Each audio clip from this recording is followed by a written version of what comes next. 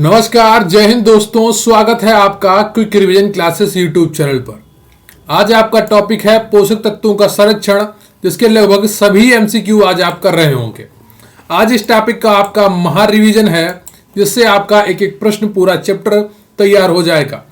तो लगातार जुड़े रहिएगा वीडियो के अंत तक और पूरा वीडियो लगातार देखिएगा। और प्लीज वीडियो को लाइक कर लीजिएगा, चैनल को सब्सक्राइब कर लीजिएगा, क्योंकि प्रश्न यहीं से आएगा। पढ़ेंगे आप मेरे साथ तो आपको यकीन आएगा।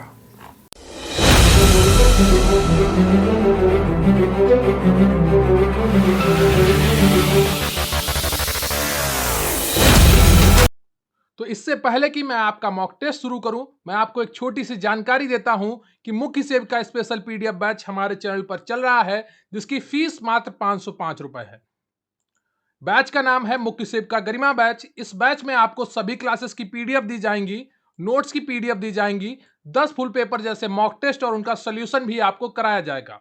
इनसे आप पेपर से पहले बहुत ही अच्छी अपनी तैयारी कर रहे होंगे, जिससे आपकी सफलता सुनिश्चित होगी। अगर आपने सपना देखा है मुख्य सेव का भर्ती में अपना स्थान पक्का करने का, अगर आपको अपनी मेहनत पर भरोसा है, अगर आपको अपने सपनों को सच करने का जज्बा है आप में, तो जरूर जुड़े मुख्य सेव का गरिमा बैच से। व्हाट्सएप नंबर है 94 533 66 279। इस पर व्हाट्सएप करें या टेलीग्राम पर क्यूआरसी हेल्प सर्च करें। इसका लिंक भी आपको डिस्क्रिप्शन बॉक्स में मिल जाएगा। इस बैच में आपको क्या क्या मिलेगा?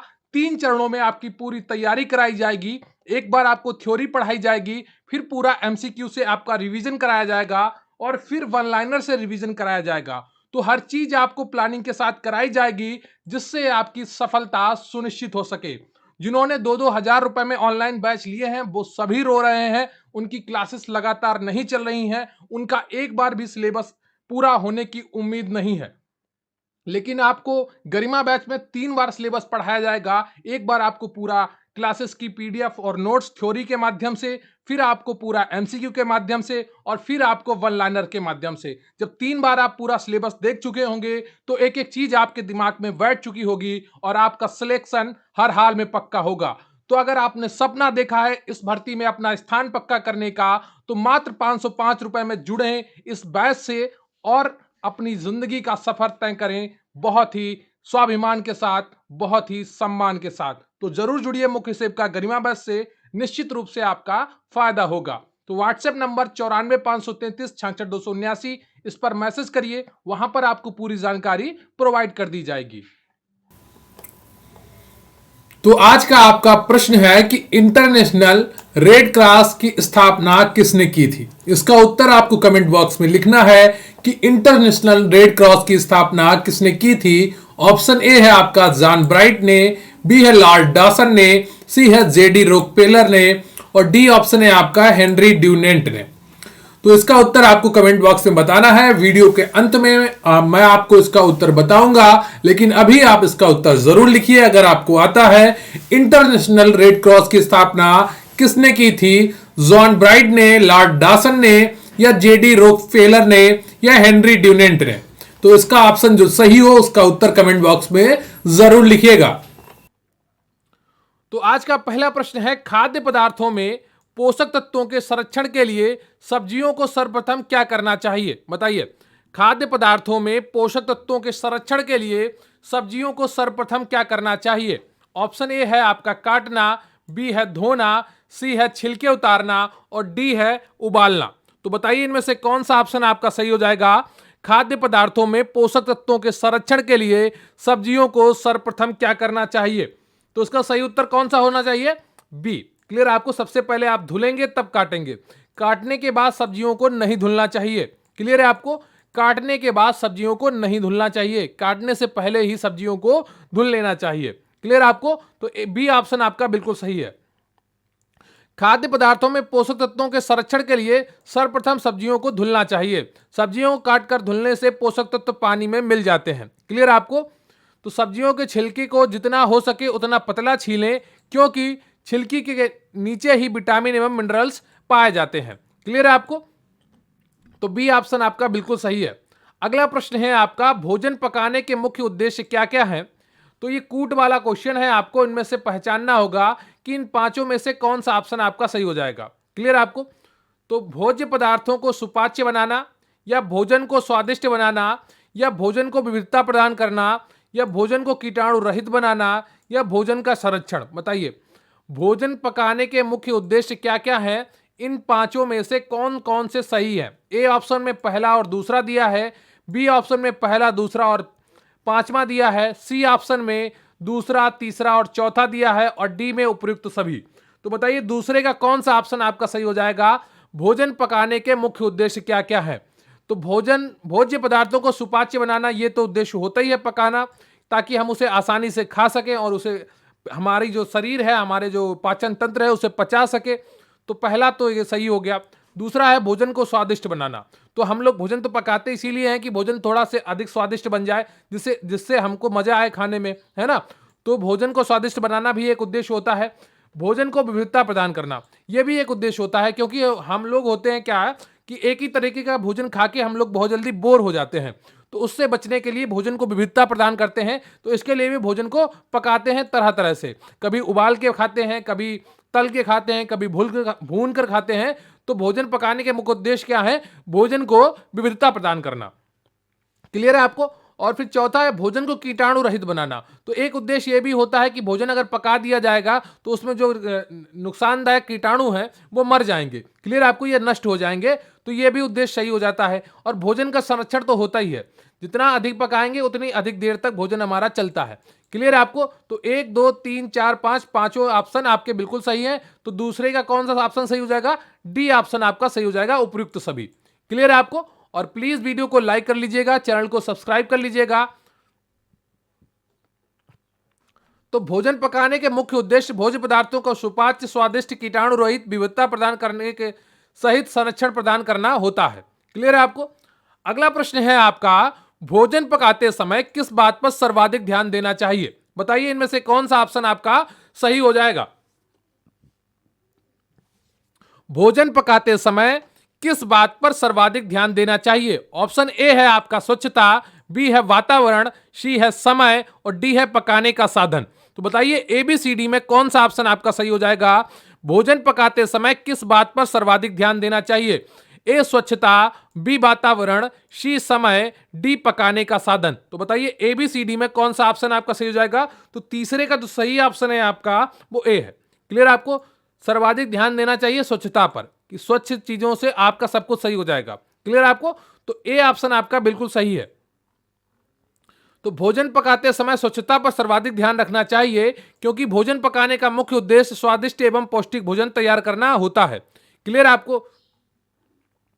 अगला प्रश्न है आपका, स्वादिष्ट एवं पोषक तत्वों से युक्त भोजन बनाते समय किन बातों पर ध्यान रखना चाहिए? तो यहां पर भी आपके कूट दिए गए हैं और इनमें से कौन सा आपका सही है वो आपको बताना है। क्लियर है आपको? तो स्वादिष्ट एवं पोषक तत्वों से युक्त भोजन बनाते समय किन बातों पर ध्यान रखना चाहिए? बताइए। भोजन पकाते समय बर्तन खुला ना रखना। दूसरे पॉइंट है कि निश्चित अवधि तक भोजन पकाना। तीसरा पॉइंट है भोजन को बार बार गर्म करना। और चौथा पॉइंट है आपका सब्जियों को धोकर काटना। क्लियर है आपको? बहुत से लोग क्या करते हैं, पूरा प्रश्न नहीं पढ़ते हैं कभी भी, है ना।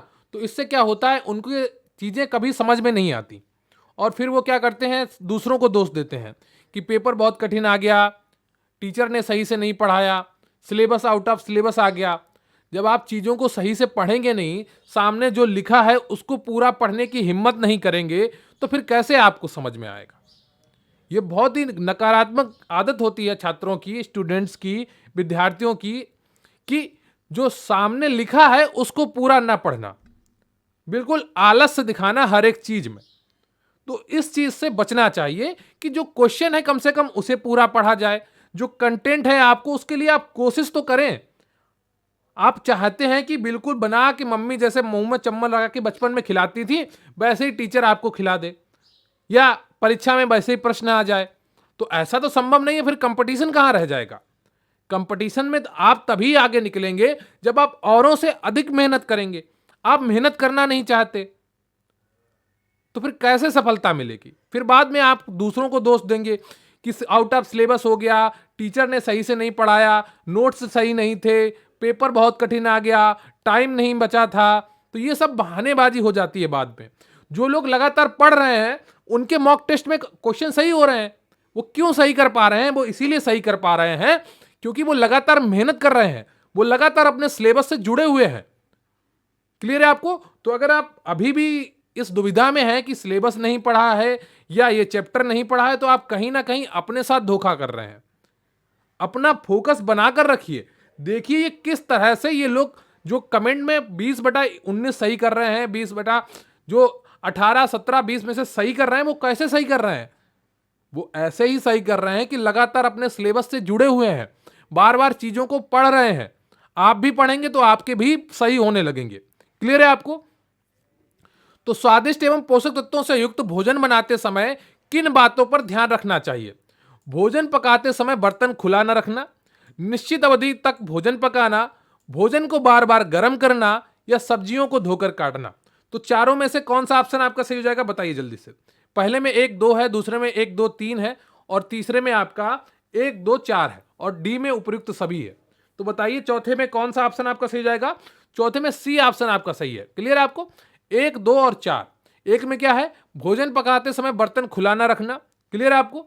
और 2 में क्या है? निश्चित अवधि तक भोजन पकाना। क्लियर है आपको? निश्चित एक फिक्स टाइम तक ही भोजन पकाएं। अधिक भोजन पकाने से क्या होता है? पोषक तत्व नष्ट हो जाते हैं। भोजन को बार बार गर्म नहीं करना चाहिए, इससे क्या होता है? भोजन के पोषक तत्व नष्ट होते हैं। और सब्जियों को धोकर काटना चाहिए। क्लियर आपको? ये 3 चीजें आपको ध्यान रखनी चाहिए, 1 2 और 3। आप भोजन बार बार गर्म करेंगे तो वो आपको नुकसान करेगा। सबसे ज्यादा चाय नुकसान करती है जो बार बार गर्म करके पी जाती है। क्लियर है आपको? तो भोजन पकाने का मुख्य उद्देश्य स्वादिष्ट एवं पौष्टिक भोजन तैयार करना होता है, अतः भोजन को पकाते समय बर्तन को खुला नहीं रखना चाहिए। भोजन को एक निश्चित अवधि तक ही पकाना चाहिए। भोजन को बार बार गर्म नहीं करना चाहिए क्योंकि बार बार गर्म करने से पोषक तत्व तो नष्ट हो जाते हैं। सब्जियों को अच्छी तरह धोकर ही काटना चाहिए। क्लियर है आपको? तो ये चीजें आपको समझनी होंगी। चौथे का कौन सा ऑप्शन आपका सही हो गया? सी ऑप्शन आपका बिल्कुल सही हो गया। अगला प्रश्न है आपका, खाद्य पदार्थों को एक लंबी अवधि तक फफूंदी तथा जीवाणुओं से सुरक्षित रखने की विधि क्या कहलाती है? बताइए। खाद्य पदार्थों को एक लंबी अवधि तक फफूंदी तथा जीवाणुओं से सुरक्षित रखने की विधि क्या कहलाती है? ऑप्शन ए है आपका खाद्य पदार्थों का संरक्षण, बी है खाद्य पदार्थों का अपमिश्रण, सी है खाद्य पदार्थों का परिरक्षण और डी है आपका खाद्य पदार्थों का अनुवीक्षण। बताइए इनमें से कौन सा ऑप्शन आपका सही है पांचवें का? तो पांचवें का जो सही ऑप्शन है आपका वो ए है, खाद्य पदार्थों का संरक्षण। क्लियर है आपको? ए ऑप्शन आपका बिल्कुल सही है। तो खाद्य पदार्थों को एक लंबी अवधि तक फफूंदी एवं जीवाणुओं से सुरक्षित रखने की विधियों को खाद्य पदार्थों का संरक्षण कहते हैं। क्लियर है आपको? खाद्य पदार्थों के अंकुरण हेतु आवश्यक परिस्थितियां कौन सी हैं? बताइए। नमी एवं आर्द्रता है, तापमान है, ऑक्सीजन है, उपयुक्त सभी है। बताइए इनमें से कौन सा ऑप्शन आपका सही है? खाद्य पदार्थों के अंकुरण हेतु आवश्यक परिस्थितियां कौन सी हैं? छठे का कौन सा ऑप्शन आपका सही हो जाएगा? तो छठे का डी ऑप्शन सही है। अंकुरण के लिए नमी और आर्द्रता होनी चाहिए, तापमान एक फिक्स होना चाहिए और ऑक्सीजन की उपस्थिति होनी चाहिए, तभी ये खाद्य पदार्थों में अंकुरण होगा। क्लियर है आपको? ये चैप्टर आपको बहुत ही अच्छे तरीके से पढ़ाया गया है गरिमा बैच में। अगर आप लोगों ने उसका एक बार रिवीजन किया होगा तो ये सभी प्रश्न आप आज बहुत ही आसानी से कर पाएंगे। क्लियर है आपको? तो अंकुरण की क्रिया भोज्य पदार्थों की पौष्टिकता को बढ़ाने की प्रविधि है। अंकुरण हेतु आवश्यक परिस्थितियां नमी एवं आर्द्रता 7 से 10% होनी चाहिए, तापमान 25 से 35 डिग्री सेंटीग्रेड तक होना चाहिए तथा ऑक्सीजन की आवश्यकता होती है। क्लियर है आपको? अगला प्रश्न है आपका, खाद्य पदार्थों के अंकुरण की प्रमुख विधि कौन सी है? बताइए। खाद्य पदार्थों के अंकुरण की प्रमुख विधि कौन सी है? ऑप्शन ए है आपका भिगोना, बी है कुल्ले फूटना, सी उपयुक्त दोनों सही है, डी उपयुक्त दोनों गलत है। बताइए इनमें से कौन सा ऑप्शन आपका सही हो जाएगा? खाद्य पदार्थों के अंकुरण की प्रमुख विधि कौन सी है?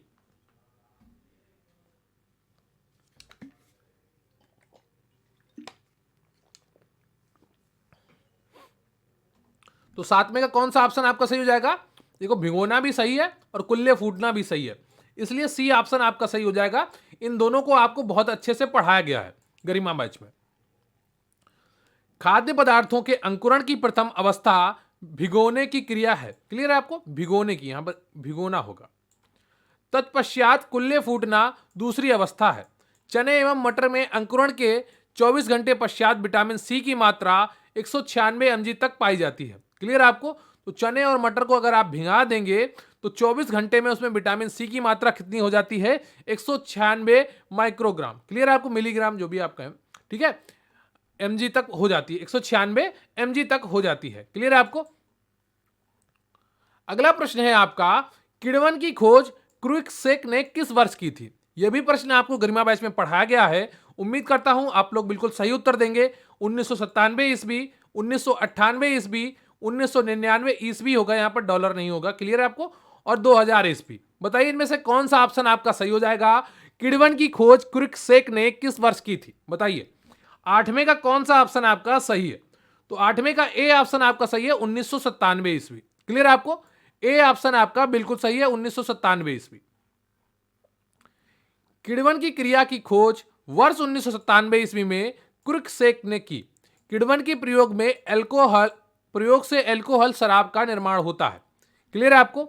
एल्कोहल को शराब कहते हैं, शराब को ही एल्कोहल कहते हैं। अगला प्रश्न है आपका, किण्वन की क्रिया को प्रभावित करने वाले कारक कौन से हैं? बताइए। किण्वन की क्रिया को प्रभावित करने वाले कारक कौन से हैं? ऑप्शन ए है आपका तापमान, बी है पीएच मान, सी है आर्द्रता और डी है आपका उपर्युक्त सभी। तो बताइए इनमें से कौन से ऐसे कारण हैं जो किण्वन की क्रिया को प्रभावित करते हैं? तो 90 का कौन सा ऑप्शन आपका सही हो जाएगा? 90 का डी ऑप्शन आपका बिल्कुल सही हो जाएगा, उपर्युक्त सभी। क्लियर है आपको? उपर्युक्त सभी किण्वन की क्रिया को प्रभावित करने वाले कारक उपर्युक्त सभी हैं, यानी कि डी ऑप्शन आपका बिल्कुल सही है। क्लियर है आपको? तो किण्वन की क्रिया को प्रभावित करने वाले प्रमुख कारकों में तापमान, पीएच मान 6 से 8 के मध्य तथा आर्द्रता है। किण्वन की क्रिया से पोषक तत्वों के जैविक मूल्यों में वृद्धि हो जाती है। क्लियर है आपको? अगला प्रश्न है आपका, खाद्य पदार्थों का संरक्षण किया जा सकता है? बताइए, खाद्य पदार्थों का संरक्षण किस प्रकार किया जा सकता है? ऑप्शन ए है आपका सुखाकर, बी है चाशनी में रखकर, सी है तेल एवं नमक द्वारा, डी है उपर्युक्त सभी। तो बताइए इनमें से कौन सा ऑप्शन आपका सही है? खाद्य पदार्थों का संरक्षण किया जा सकता है, सुखाकर, चाशनी में रखकर, तेल एवं नमक द्वारा, डी उपर्युक्त सभी। तो 10वें का कौन सा ऑप्शन आपका सही हो जाएगा? 10वें का डी ऑप्शन आपका सही है। क्लियर है आपको? सुखाकर, चाशनी में रखकर और तेल और नमक द्वारा भी खाद्य पदार्थों का संरक्षण किया जा सकता है। क्लियर है आपको? तो डी ऑप्शन आपका बिल्कुल सही है। अगला प्रश्न है आपका, भोजन को स्वास्थ्यवर्धक बनाने के लिए गृहिणी को विशेष जानकारी होनी चाहिए। बताइए, गृहिणी को क्या विशेष जानकारी होनी चाहिए भोजन को स्वास्थ्यवर्धक बनाने के लिए? भोजन के पकाने की, भोजन को तलने की, भोजन में पाए जाने वाले तत्वों की और भोजन परोसने की। बताइए, भोजन को स्वास्थ्यवर्धक बनाने के लिए गृहिणी को विशेष जानकारी होनी चाहिए, तो इनमें से कौन सी ऐसी जानकारी है जो विशेष रूप से एक गृहिणी के पास होनी चाहिए ताकि भोजन को वो स्वास्थ्यवर्धक बना सके? तो 11वें का कौन सा ऑप्शन आपका सही हो जाएगा? जल्दी से बताइए। 11वें का सी ऑप्शन आपका बिल्कुल सही है। क्लियर है आपको? पता तो हो भोजन में कौन कौन से पोषक तत्व हैं, तभी तो उनका संरक्षण हो पाएगा। तो सी ऑप्शन आपका बिल्कुल सही है। भोजन को स्वास्थ्यवर्धक बनाने के लिए गृहिणी को भोजन में पाए जाने वाले तत्वों के संदर्भ में विशेष जानकारी होनी चाहिए। बहुत से लोगों को लग रहा होगा कि भोजन के पकाने की जानकारी होनी चाहिए, लेकिन नहीं, भोजन को पकाने से पहले भोजन को जानना जरूरी है कि भोजन में कौन कौन से तत्व हैं। क्लियर है आपको? तभी तो उचित बनाने की विधि का चयन करके उनका संरक्षण किया जाएगा। तो सी ऑप्शन आपका बिल्कुल सही है। अगला प्रश्न है आपका, बेकिंग पाउडर यानी कि खाने वाला सोडा को मिलाकर पकाने से सब्जियों का नष्ट होने वाला पोषक तत्व है। अगर बेकिंग सोडा यानी कि खाने वाला सोडा को मिलाकर पकाने से सब्जियों का नष्ट होने वाला पोषक तत्व कौन सा है? ऑप्शन ए है आपका विटामिन बी, ऑप्शन बी है आपका प्रोटीन, ऑप्शन सी है आपका कार्बोहाइड्रेट और ऑप्शन डी है आपका खनिज लवण। तो बताइए 12वें का कौन सा ऑप्शन आपका सही हो जाएगा? बेकिंग सोडा यानी कि खाने वाले सोडा को मिलाकर पकाने से सब्जियों का नष्ट होने वाला पोषक तत्व कौन सा है? तो 12 का जो सही ऑप्शन है आपका वो ए है, विटामिन बी। क्लियर है आपको? ए ऑप्शन आपका बिल्कुल सही है। बेकिंग पाउडर यानी खाने वाला सोडा को मिलाकर पकाने से सब्जियों का नष्ट होने वाला पोषक तत्व विटामिन बी है। अगला प्रश्न है आपका, कौन सी खाद्य सामग्री किण्वन प्रक्रिया का परिणाम नहीं है? बताइए। शराब, चाय, दही, लैक्टिक एसिड युक्त खट्टे पदार्थ या और कोई? बताइए कौन सी खाद्य सामग्री किण्वन प्रक्रिया का परिणाम नहीं है? ए शराब, बी चाय, सी दही, डी लैक्टिक एसिड युक्त खट्टे पदार्थ। तो बताइए इनमें से कौन सा ऑप्शन आपका सही हो जाएगा? कौन सी खाद्य सामग्री किण्वन प्रक्रिया का परिणाम नहीं है? तो 13वें का कौन सा ऑप्शन आपका सही है? 13वें का बी ऑप्शन आपका सही है। क्लियर आपको? बी ऑप्शन आपका बिल्कुल सही हो जाता है, चाय। क्लियर आपको? चाय किण्वन की प्रक्रिया से नहीं बनाई जाती है, बाकी सब किण्वन की प्रक्रिया से ही बनते हैं। क्लियर है आपको? तो किण्वन की प्रक्रिया द्वारा शराब, बियर, जैव ईंधन, दही, अचार, लैक्टिक एसिड युक्त खट्टे पदार्थ एवं कुछ एंटीबायोटिक्स निर्मित होते हैं। अगला प्रश्न है आपका, जब सब्जियों को उबालने के पश्चात उसका पानी फेंक दिया जाता है तो किन तत्वों की हानि होती है? बताइए।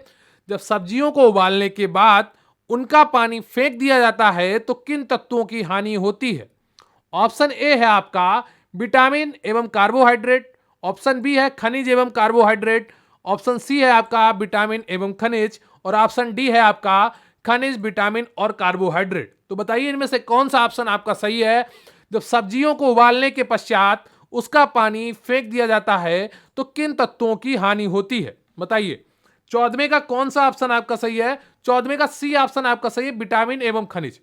क्लियर आपको? सी ऑप्शन आपका बिल्कुल सही है 14वें का। तो सब्जियों को उबालने के पश्चात उसका पानी अगर आप फेंक देते हैं तो खनिज एवं विटामिन जैसे तत्वों की हानि हो जाती है। अगला प्रश्न है आपका, भोजन में पौष्टिक तत्वों के संवर्धन की प्रमुख विधियां कौन सी हैं? बताइए। भोजन में पौष्टिक तत्वों के संवर्धन की प्रमुख विधियां कौन सी है? ऑप्शन ए है आपका संयोजन, बी है किण्वन, सी है अंकुरण और डी है आपका उपयुक्त सभी। तो बताइए इनमें से कौन सा ऑप्शन आपका सही हो जाएगा? भोजन में पौष्टिक तत्वों के संवर्धन की प्रमुख विधियां कौन सी हैं? तो 15वें का जो सही ऑप्शन है आपका वो कौन सा है? D option. संयोजन भी है, किण्वन भी है, अंकुरण भी है, इसलिए डी ऑप्शन आपका बिल्कुल सही हो जाता है, उपयुक्त सभी। क्लियर है आपको? और प्लीज वीडियो को लाइक कर लीजिएगा, चैनल को सब्सक्राइब कर लीजिएगा। एक एकाग्रता के साथ एक फोकस बनाकर निरंतर पढ़ाई करते रहिए और निश्चित रूप से आप सफल होंगे अगर आप अपनी मेहनत पर भरोसा करेंगे। क्लियर है आपको? दूसरों के कंधों पर बैठकर केवल लाशें जाती हैं शमशान में, है ना? अगर आपको अपनी कामयाबी आके लेकर जानी है तो आपको अपने पैरों पर ही चलना पड़ेगा, आपको खुद मेहनत करनी पड़ेगी। शिक्षक आपको पढ़ने का तरीका बता सकता है, अच्छा कंटेंट बता सकता है, लेकिन मेहनत आपको करनी पड़ेगी। बार बार रिवीजन आपको करना पड़ेगा। जितना ज्यादा आप रिवीजन करेंगे उतना ही ज्यादा आप सफलता के करीब पहुंचेंगे। क्लियर है आपको? तो भोजन में पोषक तत्वों के संवर्धन की प्रमुख विधियां संयोजन, किण्वन एवं अंकुरण है। यह शरीर की पोषण संबंधी आवश्यकताओं के अनुरूप भोजन उपलब्ध कराता है। क्लियर है आपको? अगला प्रश्न है आपका, फलों एवं सब्जियों को उनके मूल भार से 50% तक सुखाकर फ्रीजिंग करके संरक्षित करना क्या कहलाता है? बताइए।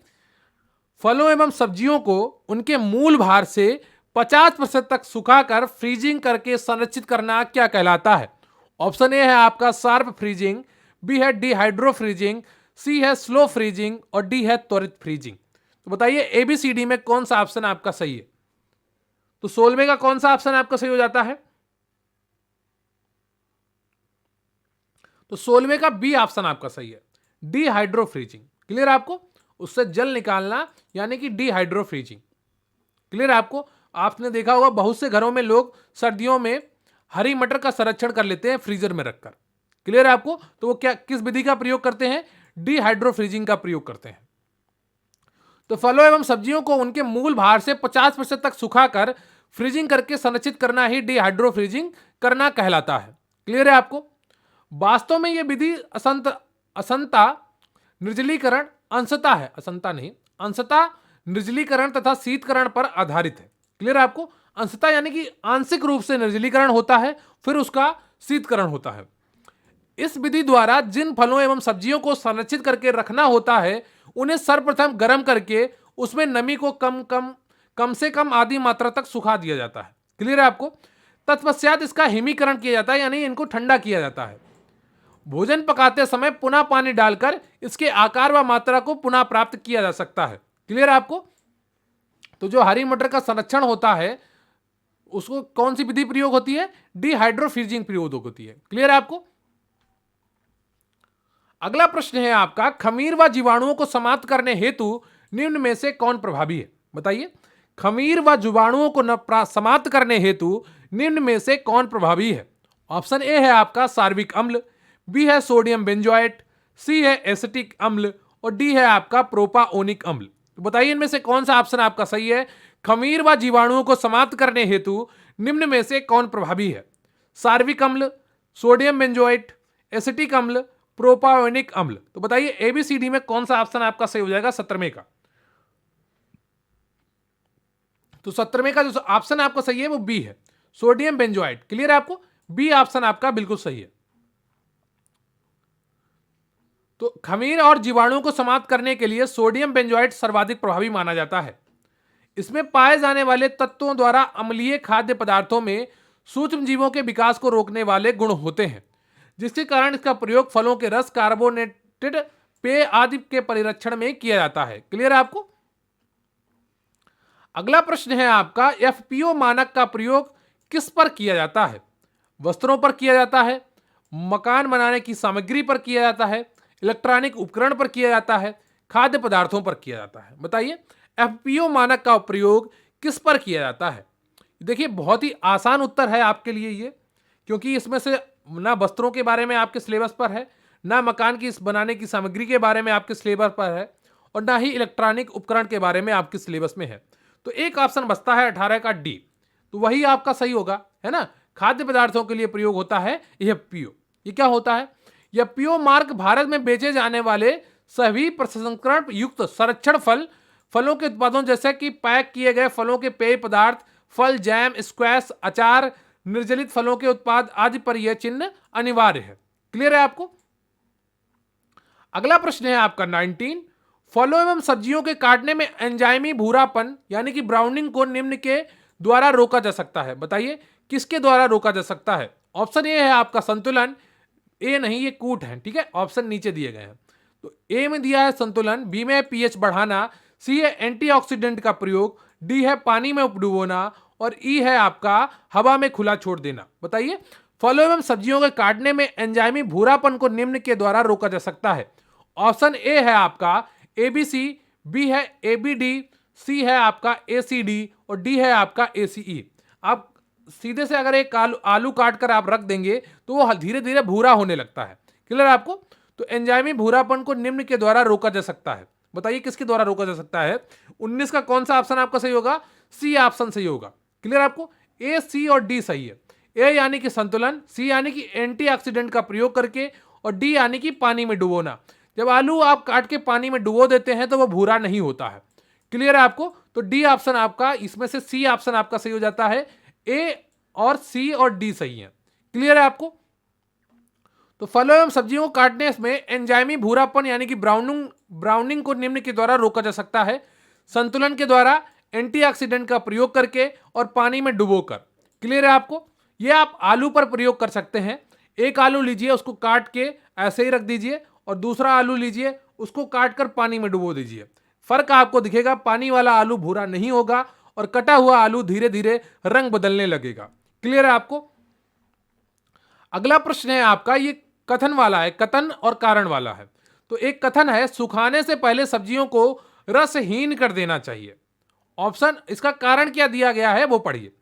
रसहीनता करने में प्रयुक्त उच्च ताप कुछ सूक्ष्म जीवों को मार देता है परंतु एंजाइमों को निष्क्रिय नहीं करता। बताइए इनमें से कौन सा ऑप्शन आपका सही हो जाएगा? ऑप्शन ए में है ए और आर दोनों सत्य हैं, बी में है कि ए असत्य है, आर सत्य है, सी में है ए सत्य है परंतु आर असत्य है और डी में है ए और आर दोनों असत्य हैं।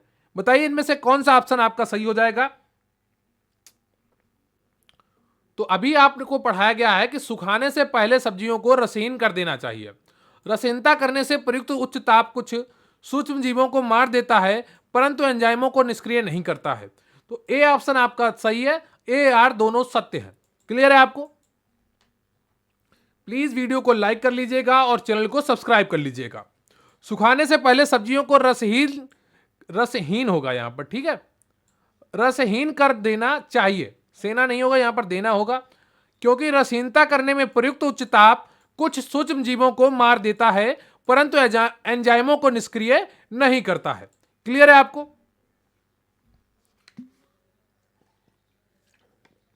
तो आज का 21 प्रश्न है कि खाद्य पदार्थों को सुरक्षित रखने के लिए कितनी मात्रा में चीनी होनी चाहिए ताकि अन्य किसी परिरक्षक की आवश्यकता ना पड़े। बताइए, खाद्य पदार्थों को सुरक्षित रखने के लिए कितनी मात्रा में चीनी होनी चाहिए ताकि अन्य किसी परिरक्षक की आवश्यकता ना पड़े। ए ऑप्शन है 10 से 20%, बी ऑप्शन है 30 से 40%, सी ऑप्शन है आपका 40 से 50% और डी ऑप्शन है आपका 60 से 70%। तो बताइए इनमें से कौन सा ऑप्शन आपका सही हो जाएगा। खाद्य पदार्थों को सुरक्षित रखने के लिए कितनी मात्रा में चीनी होनी चाहिए ताकि अन्य किसी परिरक्षक की आवश्यकता ना पड़े। तो 21 का जो सही ऑप्शन है आपका वो डी है। क्लियर है आपको? डी ऑप्शन आपका बिल्कुल सही है, 21 का 60 से 70%। तो खाद्य पदार्थों को सुरक्षित रखने के लिए 60 से 70% चीनी होनी चाहिए ताकि अन्य किसी परिरक्षक की आवश्यकता ना पड़े। क्लियर है आपको? अगला प्रश्न है आपका, पोषक तत्वों को सुरक्षित रखने के लिए कौन सा सोपान मदद नहीं करता है।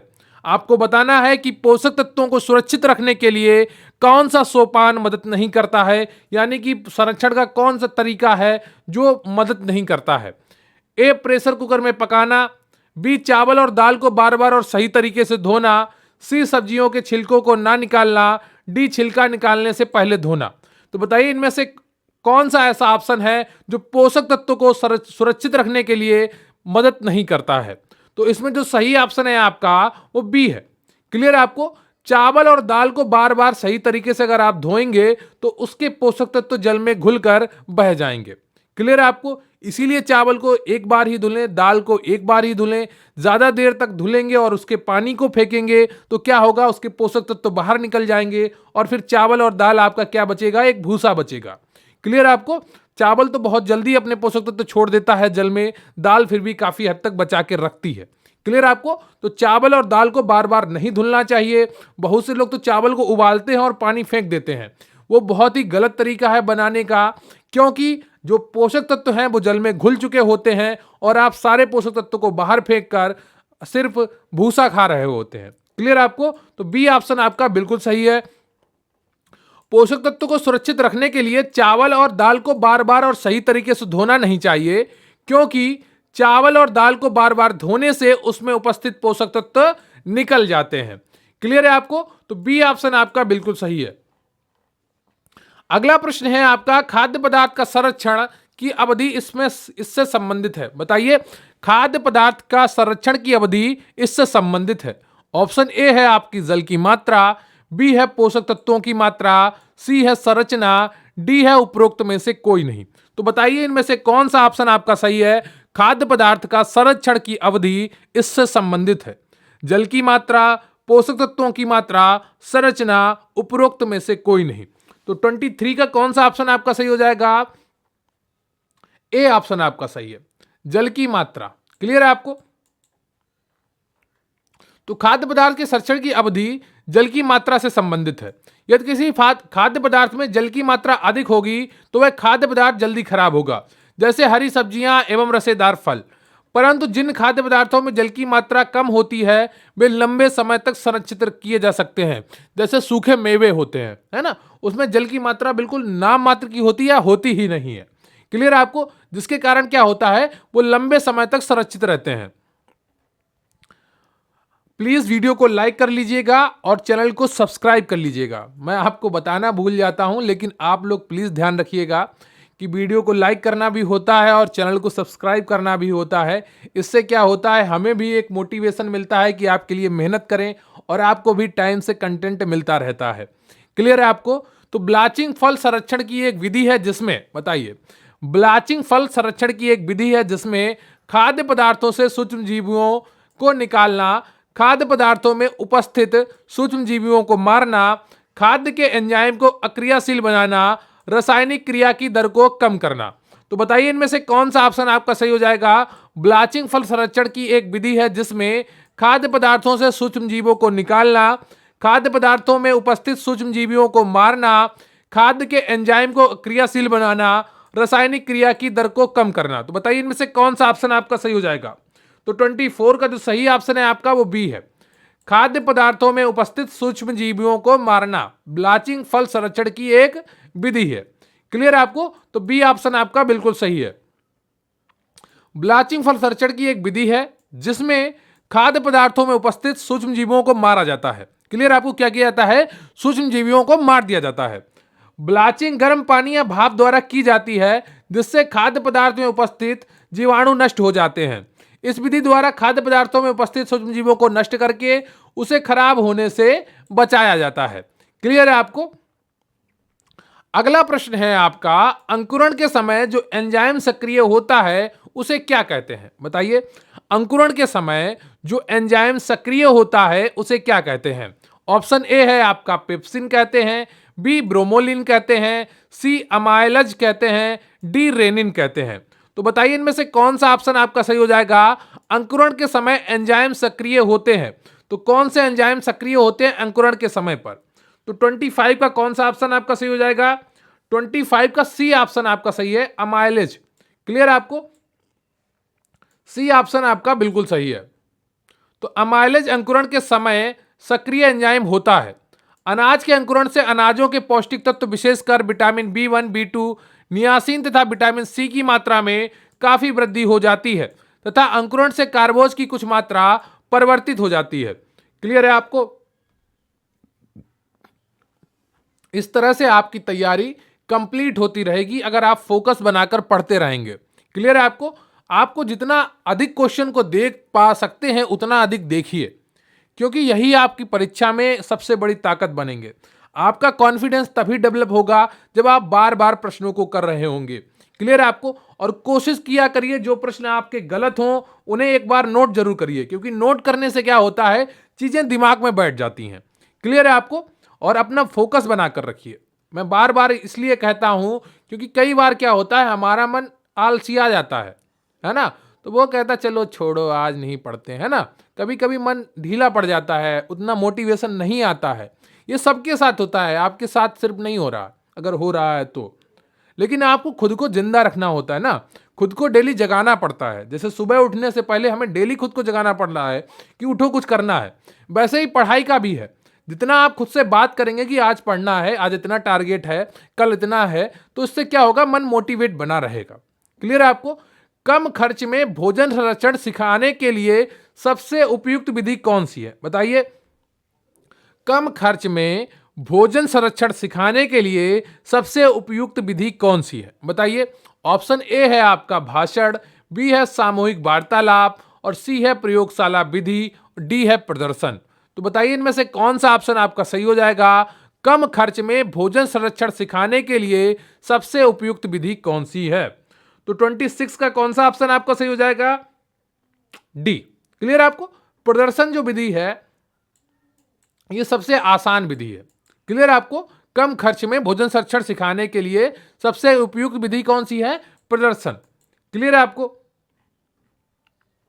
प्रदर्शन के माध्यम से किसी भी बात को सभी जन तक आसानी से पहुंचाई जा सकती है। कम खर्च में भोजन संरक्षण सिखाने के लिए उपयुक्त विधि प्रदर्शन को माना जाता है। क्लियर है आपको? अगला प्रश्न है आपका, खाद्य संरक्षण की घरेलू विधि है। बताइए, खाद्य संरक्षण की घरेलू विधि कौन कौन सी है या कौन सी है? बताइए इनमें से कौन सा ऑप्शन आपका सही हो जाएगा? ऑप्शन ए है आपका रेफ्रिजरेशन द्वारा, बी है डिहाइड्रेशन द्वारा, सी है नमक व चीनी द्वारा, डी है इनमें से सभी। देखिए यहां पर इंग्लिश वर्ड को हिंदी वर्ड में ही लिख दिया गया है, हिंदी में। तो ऐसा होता है कई बार कि अंग्रेजी शब्दों को देवनागरी लिपि में ही लिख दिया जाता है। इससे क्या होता है कि अगर आपने ये शब्द नहीं पढ़े हैं तो आपका नुकसान हो जाता है। क्लियर आपको? रेफ्रिजरेशन का मतलब हुआ फ्रिज में रखना, जो आपके घर में फ्रिज है वो ठंडा करना, ठंडे तापमान पर रख देना रेफ्रिजरेशन कहलाता है। डिहाइड्रेशन क्या होता है? उससे पानी निकाल देना। कोई जैसे किशमिश होती है, किशमिश बनाई जाती है डिहाइड्रेशन के द्वारा, अंगूर से पानी निकाल दिया जाता है। क्लियर है आपको? तो एक हो गया आपका रेफ्रिजरेशन द्वारा, दूसरा होता है डिहाइड्रेशन द्वारा, तीसरा होता है नमक व चीनी द्वारा। तो नमक से क्या होता है, आपने देखा होगा घर में वो बनते हैं नमक पारे, या कुछ और भी आपके यहाँ हो सकता कहता हो, मैदे या आटे के बनाकर और उनको नमक मिलाकर तल लिया जाता है, इससे संरक्षण होता है। चीनी भी मिलाकर तल लिया, कभी कभी चीनी के द्वारा भी संरक्षण होता है, जैसे बालूशाही बनती है या इमरती बनती है, तो इनमें क्या होता है, चीनी लगाई जाती है, इससे संरक्षण हो जाता है। क्लियर है आपको? और इनमें से सभी, तो डी ऑप्शन आपका बिल्कुल सही है। 27 का डी ऑप्शन आपका बिल्कुल सही है। खाद्य संरक्षण की घरेलू विधियां ये तीनों है, रेफ्रिजरेशन, डिहाइड्रेशन, नमक व चीनी के द्वारा। क्लियर है आपको? तो खाद्य संरक्षण खाद्य पदार्थ को उपचारित करने एवं सुरक्षित रखने की ऐसी प्रक्रिया है जो सूक्ष्म जीवाणुओं द्वारा खाद्य पदार्थ को खराब होने की प्रक्रिया से रोकता है। क्लियर है आपको? तो ये चीजें आपको ध्यान रखनी होंगी।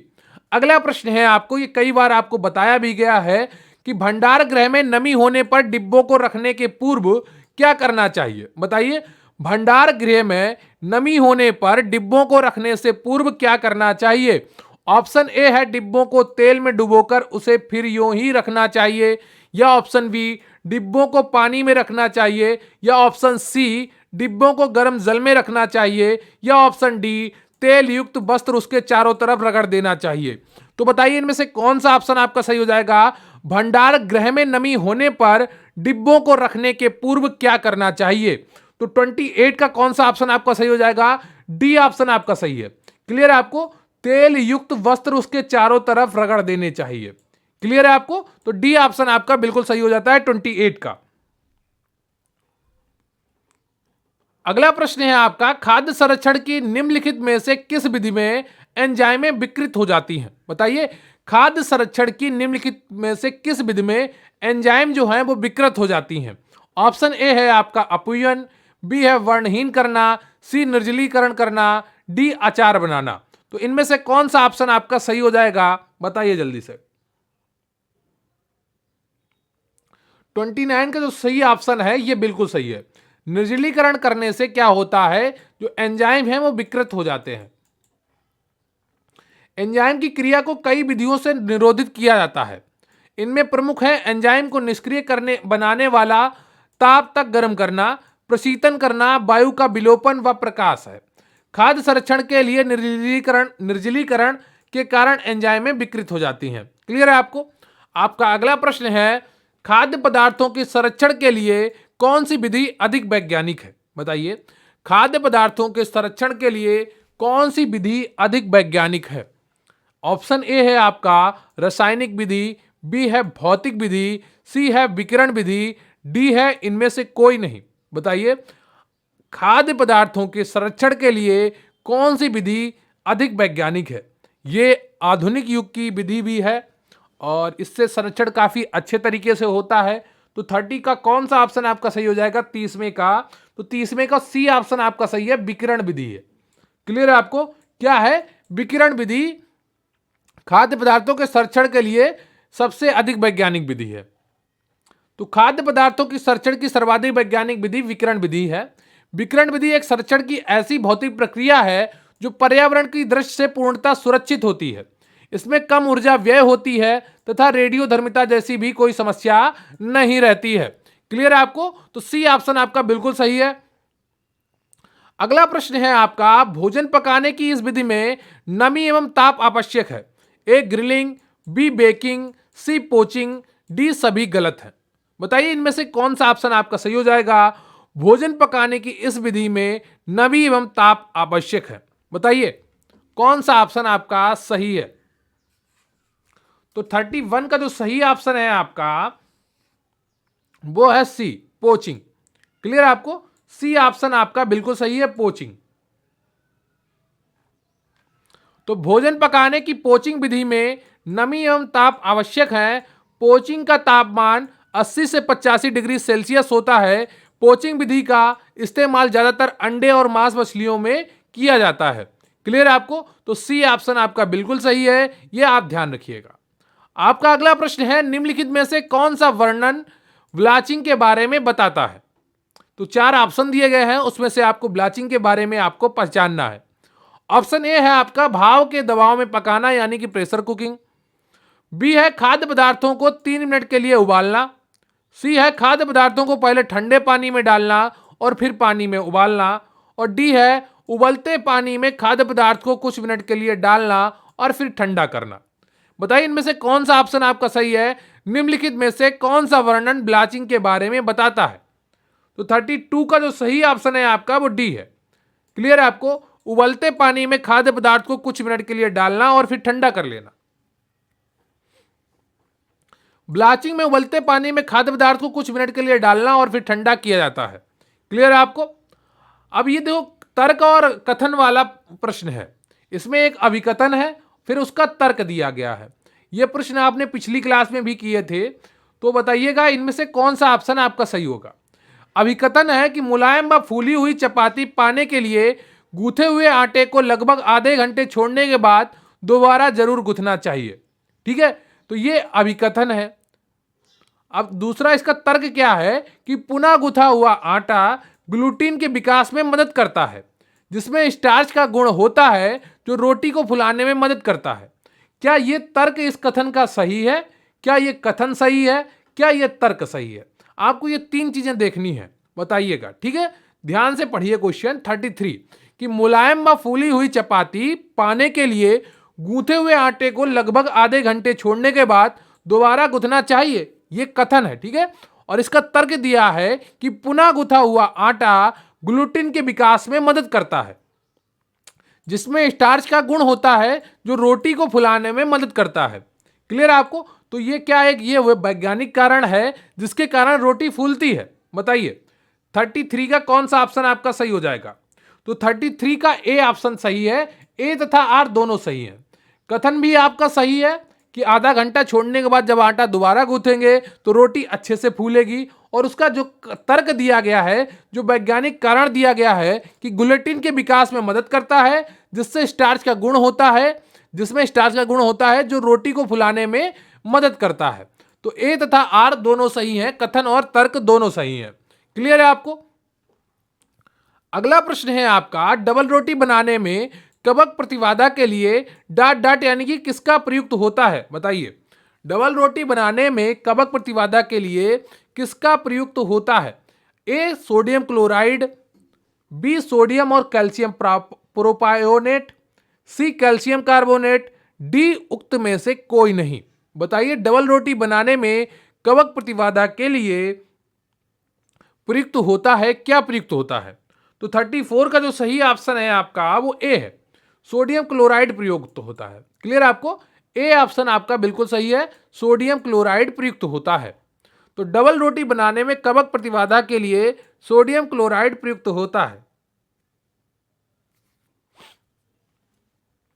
खाना पकाने की उस विधि का नाम बताइए जिसमें गर्मी का स्रोत पकाने की सतह के नीचे प्रयुक्त होता है। बताइए खाना पकाने की उस विधि का नाम बताइए जिसमें गर्मी का स्रोत पकाने की सतह के नीचे प्रयुक्त होता है। ऑप्शन ए है आपका ब्रेजिंग, बी है ग्रिलिंग, सी है स्टीमिंग, डी है पोचिंग। देखिए यहां पर भी इंग्लिश शब्दों का प्रयोग कर लिया है देवनागरी भाषा में, लिपि में, है ना, देवनागरी लिपि है और है अंग्रेजी भाषा के शब्द, लेकिन देवनागरी लिपि में लिख दिए गए हैं, इसलिए आपको हिंदी में पढ़ने में समझ में आ रहे हैं। क्लियर है आपको? तो 35 का कौन सा ऑप्शन आपका सही हो जाएगा? B grilling. ग्रिलिंग में क्या होता है, नीचे आग जल रही होती है ऐसे ऐसे, ठीक है, और फिर ऊपर क्या करते हैं,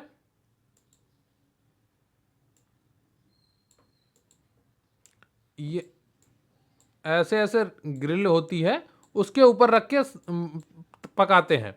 क्लियर है आपको? तो इस तरह से ये कार्य करता है।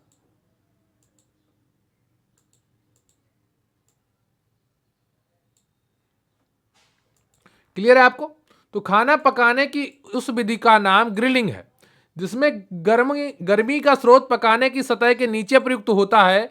इस विधि में भोजन को चमकदार आग में तथा अधिक प्रत्यक्ष ताप पर पकाया जाता है। क्लियर है आपको? तो यह ऑप्शन आपका सही है। अगला प्रश्न है आपका, खाना पकाने की उस विधि का नाम बताइए जिसमें खाना पकाने के लिए भाप का उपयोग होता है। बताइए खाना पकाने की उस विधि का नाम बताइए जिसमें खाना पकाने के लिए भाप का उपयोग होता है।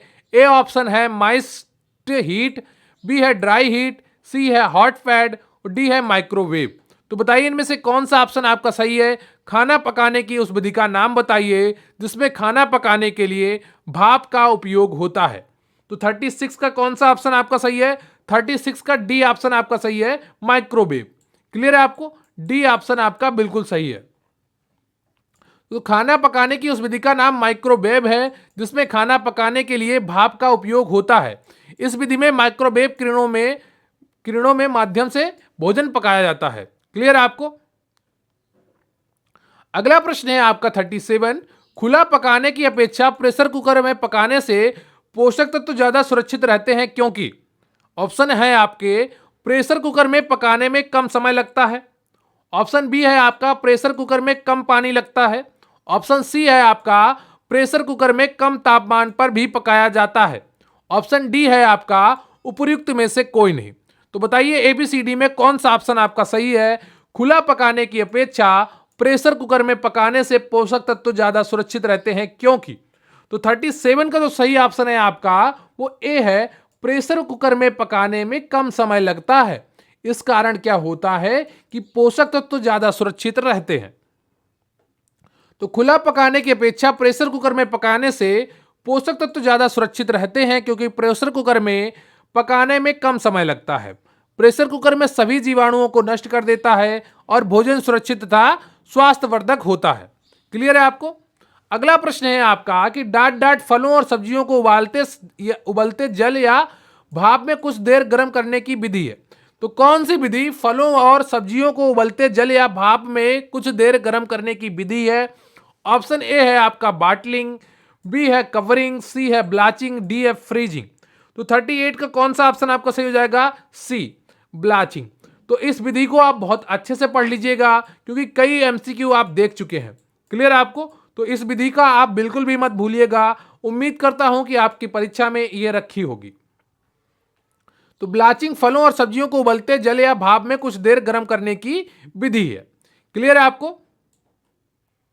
अगला प्रश्न है आपका खाद्य पदार्थों के धवलीकरण का मुख्य कारण क्या है। बताइए खाद्य पदार्थों के धवलीकरण का मुख्य कारण क्या है।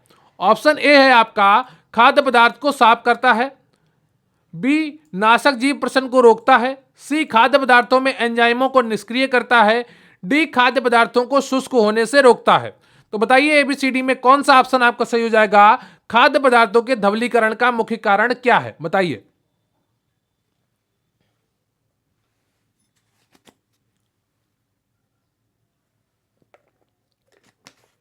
बताइए कौन सा ऑप्शन आपका सही हो जाएगा।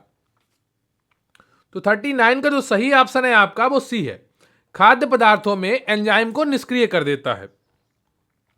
तो खाद्य पदार्थों के धवलीकरण का मुख्य कारण खाद्य पदार्थों के एंजाइमों को निष्क्रिय करना है। धवलीकरण यानी कि ब्लांचिंग गर्म पानी या भाप के द्वारा की जाती है जिससे खाद्य पदार्थ में उपस्थित जीवाणु नष्ट हो जाते हैं। क्लियर है आपको। अगला प्रश्न है आपका निम्न में से भोजन पकाने की सर्वोत्तम विधि कौन सी है। बताइए निम्न में से भोजन पकाने की सर्वोत्तम विधि कौन सी है। ए उबालना, बी गहरी विधि द्वारा तलना, सी खदकना, डी बाष्प द्वारा पकाना। तो बताइए एबीसीडी में कौन सा ऑप्शन आपका सही है। निम्न में से भोजन पकाने की सर्वोत्तम विधि कौन सी है। तो 40 का कौन सा ऑप्शन आपका सही हो जाएगा। 40 का डी ऑप्शन आपका सही है, बाष्प द्वारा पकाना। क्लियर है आपको। डी ऑप्शन आपका बिल्कुल सही है। यह विधि स्वास्थ्य की दृष्टि से अन्य विधियों से अच्छी है क्योंकि इस विधि द्वारा खाद्य पदार्थ पानी की भाप से प्रत्यक्ष या परोक्ष रूप से पकाया जाता है। पोषक तत्वों के संरक्षित रखने में मदद मिलती है। बाष्प से पका भोजन हल्का, पौष्टिक तथा सुपाच्य होता है। क्लियर है आपको। तो 40 का डी ऑप्शन आपका बिल्कुल सही है। तो आज के प्रश्न का आपका उत्तर है कि इंटरनेशनल रेड क्रॉस की स्थापना किसने की थी। ऑप्शन ए है आपका जॉन ब्राइट ने, बी लॉर्ड डॉसन ने, सी जेडी रोकफेलर ने और डी ऑप्शन है आपका हेनरी ड्यूनेंट ने। तो इसका जो सही ऑप्शन है आपका वो कौन सा है जल्दी से बताइए। इंटरनेशनल रेड क्रॉस की स्थापना किसने की थी। डी ऑप्शन आपका बिल्कुल सही है, हेनरी ड्यूनेंट ने की थी। क्लियर है आपको। डी ऑप्शन आपका बिल्कुल सही है। इंटरनेशनल रेड क्रॉस की स्थापना जीन हेनरी ड्यूनेंट ने वर्ष 1863 ईस्वी में की थी। 1901 ईस्वी में हेनरी ड्यूनेंट को मानव सेवा हेतु पहला नोबेल शांति पुरस्कार मिला। इंटरनेशनल रेड क्रॉस दिवस प्रतिवर्ष 8 मई को मनाया जाता है। इसका मुख्यालय जेनेवा स्विट्जरलैंड में स्थित है। क्लियर है आपको? तो इसका उत्तर डी ऑप्शन है, हेनरी ड्यूनेंट ने इंटरनेशनल रेड क्रॉस की स्थापना की थी। तो यह रहा आपका पोषक तत्वों के संरक्षण का महत्वपूर्ण एमसीक्यू मॉक टेस्ट। कमेंट करके जरूर बताइएगा कि आपके आज कुल कितने प्रश्न सही हुए और आज का यह मॉक टेस्ट आपको कैसा लगा। मैं आपके फुल मॉक टेस्ट यानी कि 100 एमसीक्यू की प्लानिंग कर रहा हूं। क्या आप लोग उस 100 एमसीक्यू के मॉक टेस्ट करना चाहते हैं? कमेंट करके जरूर बताइएगा और प्लीज वीडियो को लाइक कर लीजिएगा, चैनल को सब्सक्राइब कर लीजिएगा और मुझे आपके कमेंट्स का इंतजार रहेगा कि आप 100 एमसीक्यू के मॉक टेस्ट करना चाहते हैं या नहीं। कमेंट करके जरूर बताइएगा। मैं बहुत ही जल्दी आपके लिए 100 एमसीक्यू वाला पेपर जैसा मॉक टेस्ट लेकर आने वाला हूं, तो कमेंट करके जरूर बताइएगा। तो चलिए वीडियो को लाइक कर लीजिएगा, चैनल को सब्सक्राइब कर लीजिएगा। Thank you very much. जय हिंद, जय भारत।